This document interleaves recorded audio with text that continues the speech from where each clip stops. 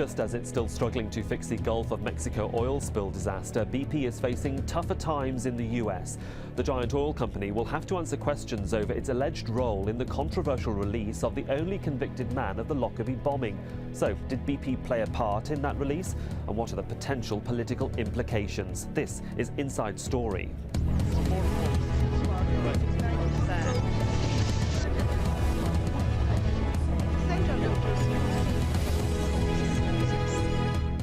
Hello and welcome to the programme. I'm Sahil Rahman. Did BP have a role in the release of the Lockerbie bomber? That is what American senators want to know as they press for an investigation on the issue. al-Merghani, a Libyan national, was the only man convicted in the 1988 bombing of a Pan Am flight over Lockerbie, Scotland. The bombing killed 270 people, most of them Americans. In 2001, al-Merghani was sentenced to 27 years in prison, but the Scottish government released him last year on strict justice criteria, saying he has terminal cancer with just 3 months to live. Shortly after Megrahi's return to Tripoli, the Libyan government awarded BP a multi-billion-dollar offshore oil deal. The timing of the deal and the fact that 11 months since the release, Megrahi is still alive has led to speculation as to whether BP had anything to do with the release. The oil giant denies lobbying for al-Megrahi's release, saying it only encouraged the British government to complete a prisoner transfer deal with Libya. Scottish Justice Secretary Kenny MacAskill stood by his decision to release al-Merghani, stressing that oil had never been a factor in that decision. MacAskill has called on the British government to come clean on the issue. Many of the questions that the American senators are rightly raising relate to whether or not there was a deal done by the British government and British Petroleum down in the desert in Libya. As a government here in Scotland, we did seek to make inquiries when we were considering a prisoner transfer application. We received no cooperation from the British government. It was for that reason that I rejected the prisoner transfer application on behalf of Mr al-Megrahi. These questions still remain to be answered, and I can understand why the American senators are pursuing them. The British government should come clean as to what was or was not done for British Petroleum in Libya. Joining me now are our guests on this edition of Inside Story. In Glasgow, Bill Kidd, he's member of the Scottish Parliament for the Scottish National Party. In Vienna, Hans Koechler, he was the UN-designated international observer at the Lockerbie trial. And in London, David Cole, Managing Director of the Atlantic Council. That's a think tank in the UK. Gentlemen, welcome to the programme. Bill Kidd in Glasgow, can I start with you, please? Sir Tony Hayward may be called to give evidence. He might, in fact, sit in front of that Senate committee. But does he really know anything about the negotiations over what BP might have done in Tripoli to secure an oil deal, and whether the British government were party to that? Well, to be honest, actually, whether the British government were part of the deal and part of an intended deal over Mr Megrahi or not, I believe it's the case that the British government did negotiate a prisoner transfer agreement with Libya. The Scottish government were not in the slightest involved at any point in time with that prisoner transfer agreement, and had opposed the prisoner transfer agreement, including Mr Megrahi. So whether Mr Hayward knows what would be going on and whether he's worthwhile as a witness, although BP do seem to have put some pressure on the British government to complete a trade agreement as part of the prisoner transfer agreement, I don't know. But as far as the Scottish government is concerned, we were not involved. David Cole in London, how do you observe what's going on, certainly over the past 72 hours? Well, it strikes me as very strange. We didn't really hear any discussion about whether BP had been trying to arrange for Mr al-Megrahi to be released until recently, after the Deepwater Horizon explosion. And it does strike me as going after BP. There just doesn't seem to be any reliable evidence that Kerry MacAskill released Mr al-Megrahi on any basis other than compassionate grounds. Even if an agreement had been made with the government in London, Mr al-Megrahi's release wasn't within their purview. That was a matter for the Scottish Executive. It does all strike me as very strange that this is now being raised. Hans Koechler in Vienna, of course you observed the Lockerbie trial. You've been following the case very closely for a number of years, I'm sure even after what happened. What's your opinion about what's been going on, certainly the last 12 months with the release of al-Meghrahi, and now because of an oil spill in the United States, we see so much more pressure on the role of BP and other agreements they have with, for example, Libya? The debate which is going on now is related to the domestic political situation in the United States. And as far as I can see, those in the UK most competent to answer the particular question which you have also referred to us initially would be the former Prime Minister of the UK, Mr. Blair, and Mr. Mandelson.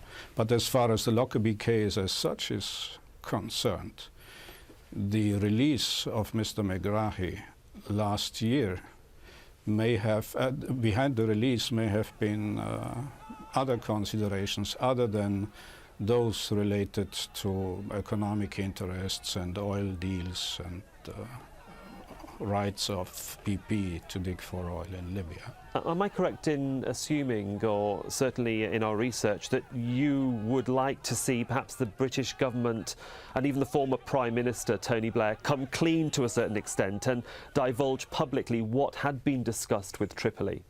This is what I would say, and I think it is fair because it was the former Prime Minister who negotiated and who initiated the prisoner transfer agreement, and from the time when he had launched this initiative, it was quite clear that there was a consideration in the British government of the time that Mr. Megrahi should be repatriated on the basis of that agreement. And that agreement, by the way, would have required the termination of any ongoing proceedings in Scotland. That means it would have made absolutely certain that the second appeal, which had begun in the spring of last year, would not come to an end. Now we know it did not come to an end for another reason, but it was not for the prisoner transfer agreement, which Mr. Blair had negotiated. Mr. Kidd, can I come back to you in Glasgow and the approach and the execution, you might say, of Mr. al-Meghrahi's release? On reflection, and before we move this debate further on to what's going on right now, was it the right decision to release al-Meghrahi, knowing that, well, he hasn't died, and the 3 months that everybody assumed he would decease in because of the cancer just didn't occur? He's still alive nearly a year on. Yes, well, Mr. Megrahi was released for the purposes as stated by Cabinet Secretary for Justice Kenny McCaskill, and that was that the advice which was received from cancer and urology specialists that Mr. Megrahi would have approximately 3 months left to live at that stage was then given. That advice was given to the Director of Health for Scottish Prisons, who then advised the Cabinet Secretary for Justice that this was the best advice that we could receive, and under the rules and regulations of the Scottish Justice Department, that would mean that Mr. Megrahi should be released on compassionate grounds. Now, I don't think it's at all something that anyone would like to see, the type of approach which is being taken by some people who actually wish Mr. Megrahi dead. The fact is that whatever you think about a human being, to wish them dead is quite abhorrent. And for the fact that some people believe that they can make political capital out of the idea that he didn't die within the 3 months, as was suggested by best medical advice, then and suggests some form of secret deal that was done behind the scenes and he wasn't really that ill, is something which I find actually quite abhorrent, as I say. Well, just to draw a tentative line under this section of the programme and about the release of al-Meghrahi, will the Scottish Government or the Scottish authorities in any way reopen the medical file, do you think? If the medical files wish to be looked at again, then they can be looked at again by anyone, and that includes the American inquiry. In fact, the American inquiry, though, we believe, really needs to actually see those files which are held by the British government in terms of the prisoner transfer agreement and the discussions that took place between the British government and Libya, which the Scottish government were not privy to and which have not yet been brought into the public domain. Everything that the decision was made on in Scotland by the Scottish Government is available to be seen. It's transparent and there are no hidden deals there. OK, David Cole, let me bring you in London. How embarrassing is this, do you think, becoming for the UK authorities? Well, it's certainly difficult. For obvious reasons, Lockerbie is a hugely emotive issue, particularly in the United States, because many American citizens perished on the Pan Am flight, and that raises emotions, I think, and there's a feeling that somebody has to be held responsible.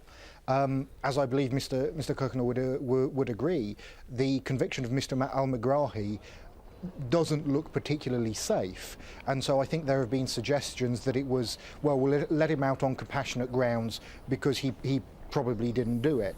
I have to say I don't buy that. What we're getting is a result of devolution in the UK, where the Parliament in Scotland, or the Scottish Executive, doesn't have to do what it's told by Westminster. It's an independent body. And the US is now in the position where many other states have been when they have been complaining to the White House about the actions taken by state authorities in the US. So it's uncomfortable for everybody, but I don't regard the British or the Scots as having done anything wrong here. There was a trade deal being negotiated. That's a normal thing for states to do. It happened to be that there was another issue at the same time, but that was dealt with by the Scottish authorities, not the British. Well, let's just bring our viewers up to speed with some of the issues that have been ongoing and up to date over the last 24 hours, and that's the controversy comes, of course, as the British Prime Minister David Cameron visited the United States for the first time since taking office in May. Mr. Cameron admitted that BP's oil spill in the Gulf of Mexico was a major part of his conversations with US President Barack Obama. He also said it was BP's responsibility to cap the leak, to clean up the mess and to pay appropriate compensation. However, Cameron resisted pressure to investigate possible links between BP and al-Meghrahi's release. And let us not confuse the oil spill with the Libyan bomber. I've been absolutely clear about this right from the start, and in our meeting we had what we called a violent agreement, which is that releasing the Lockerbie bomber, a mass murderer of 270 people, the largest act of terrorism ever committed in the United Kingdom, was completely wrong. Hans KOECHLER in Vienna. Having, as I say, viewed the Lockerbie bombing trial and the events around what happened in 1988 and what we're seeing right now, what's your impression of how the British government should now proceed in terms of trying to draw a line, if they can, under this particular episode? Because it seems for the moment that the al-Meghrahi case is going to snowball into something perhaps even bigger. Indeed. Of course, it is clear that there is no connection between the debate on the BP issue concerning the environmental disaster in the United States and the role, a possible role or alleged role of BP in the release of Mr. al-Meghrahi. That's quite clear. But I do not agree with the British Prime Minister as far as his conviction is concerned that Mr. al-Meghrahi was rightly convicted as the so-called Lockerbie bomber. There are many doubts about the safety of the conviction. I was the one who raised them comprehensively for the first time in 2001, but I am by far not the only one. And let's recall that the Scottish Criminal Cases Review Commission, which is the supreme judicial review body of Scotland, has raised serious doubts about the judgment. Already in the year 2007, they have suspected a miscarriage of justice and they referred the case back to the appeal court. While I support the release of Mr. al-Meghrahi on compassionate grounds, provided that the medical advice given to the Justice Secretary was adequate and correct. I do not. I regret that the appeal was dropped, and it has to be explained what Mr. Megrahi, who was adamant to prove his innocence, what has motivated Mr. al-Megrahi to drop the appeal, namely to do something which he was not in any way required to do under the terms for compassionate release. Indeed. Sorry to interrupt. I'm sure that will be a file that might not open and it might not transpire for many, many years to come, I'm sure. But if I can just bring in David Cole here, and we just come back to the way BP is having to deal with these two ongoing issues.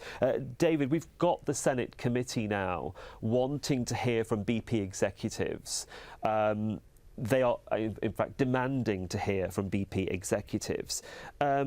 Will that demand fall on deaf ears, or do BP have to abide by Senate rules because they operate in the United States and give testimony? And will their testimony fall on deaf ears?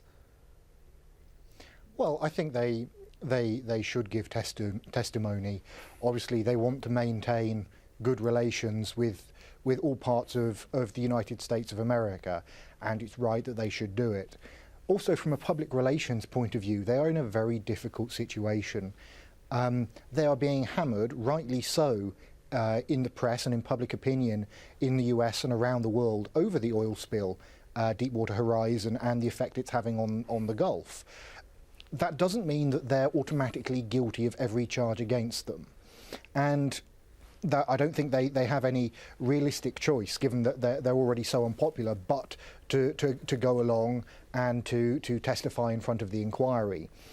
It just strikes me as, well, let me put it like this, very strange that at the same time that BP is the bête noire of the hour, that people start investigating it for other issues, when the focus should be first on making sure that the oil spill in the Gulf is properly fixed, and that BP pay recompense to people whose livelihoods have been damaged there. Why this has suddenly made a reappearance, I find very hard to understand, other than it being politically motivated, because at the moment everybody's going after BP. Sure. Bill Kidd in Glasgow, do you find it usual that American politicians would request quite strongly the involvement of Scottish and British parliamentarians in their investigations? I don't see any American politicians rushing over to London to testify in the current Iraq inquiry, for example, that's being held in the British capital. Yeah, well, as David has just said, actually, and you said entirely right, of course, the fact is that there are political points to be gained in America, in particular for some people who maybe represent areas where a lot of the tragic victims, and let's not forget what this was all about, there was a death by a bomb of hundreds of people, and many of them came from the area where a number of these senators who are particularly concerned in this actually come from. And I think that they are particularly targeting BP because they are an obvious British target at the moment. And they've got a tie-up between these two instances, and that's what they're pursuing. No, the Americans can't think of a single American politician who would ever consider travelling anywhere outside of America to give evidence on any issue whatsoever. However, I must say that a letter written by the First Minister of Scotland, Alex Salmond, has offered to ensure that the inquiry can see any papers relating to the release of Mr al-Megrahi in terms of the compassionate release that he received. And Mr Salmond has also suggested, however, that they may wish to ask if they can see the British papers which relate to the same issue. Indeed, I mean, we've asked on several occasions during the production of this particular episode of Inside Story for BP to comment or make a statement. They've refused all our requests. Hans Kohler in Vienna, there's a lot at stake for American politicians who are either very vocal about what happened over Lockerbie, certainly over al-Meghrahi's case, and those sitting on the Senate committee. And though you might even admit you're not an expert on American politics, they've got to be seen to be doing something, certainly for the American public, who have been watching this case for, over 20 years now, very carefully. Sure, and it is understandable that those American senators now insist on a full investigation of the circumstances that led to the release of Mr. al-Meghrahi. They have the right, and it is totally appropriate in a democracy. But what would make their insistence on such an investigation of the release more credible and more convincing would be if they would also be willing to support a comprehensive investigation into the entire circumstances of the Lockerbie trial for one particular reason. If they really are committed to the citizens in their states who lost loved ones, then they should be committed to the truth in this case. And the trial or the appeal now has been stopped because Mr. Meghrahi withdrew his request after a meeting with the Scottish Justice Secretary. So why would these American politicians not be eager to find out what really happened, and why would they not like to know what the Justice Secretary discussed with the most prominent convict at a Scottish prison in that time? Yeah, Bill Kidd, I wonder you're whether in these agreement. records are available or not. Yeah, Bill Kidd, you're nodding in agreement, but I'd like to bring in David Cole here for your take on that, about the way American senators could or could not be using this for their own political gain. Would that be a credible statement to make? Well, to be honest, yeah, I think so. I mean, I think I should say that, OK, I can't think off the top of my head of when any US politicians have appeared in front of a British Select Committee, but there is good cooperation between the British and the Americans on a range of issues. So let's not pretend there's any sort of tension there. But Mr. KOECHLER is right in that the US Senate has the right to start this investigation. No one's questioning that. But I'm not sure that it is appropriate, to be perfectly frank. Now, of course, I have the very greatest of sympathy for the people who lost loved ones in this terrorist attack. But I do begin to question whether the motives for this investigation or this proceeding are what they are purported to be, because I don't want to attack the US or anything like that, but it does strike me as very strange that they're not looking at the whole issue, only a particular part of it, and at the time when there is you could almost call it a convenient whipping boy. I'm not trying to exculpate BP for what it did. No. And particularly when it's very easy to see, you happen to have a trade agreement going on between Britain and Libya. The Scottish government had the purview on releasing Mr. Meghrahi or not. Mm-hmm. He happens to have survived more than 3 months, which was predicted. Well, predicting how long somebody with cancer is going to survive isn't an exact science. I do wonder if he'd passed away rather sooner, whether we'd be having this debate at all. I have to say, I suspect not. Obviously, there's a great deal of anger, and Mr. al-Meghrahi has become totemic for the Lockerbie atrocity. But that doesn't, I think, justify what's going on. I think there's rather more than just a search for justice here, and I'm afraid, I do regret that I have to say that. Yeah, well, I think that for the moment this story is going to continue. We'll be following it very closely here on Inside Story. And there, unfortunately, we have to leave it, gentlemen. To my guests, Bill Kidd in Glasgow, Hans KOECHLER in Vienna and David Cole in London. Gentlemen, thank you very much for joining me on this edition of the programme. And thank you for watching Inside Story. We do welcome your comments and suggestions for future editions. Please do email them to us at insidestory@aljazeera.net. I'm Sahil Rahman. Thanks for your time and your company.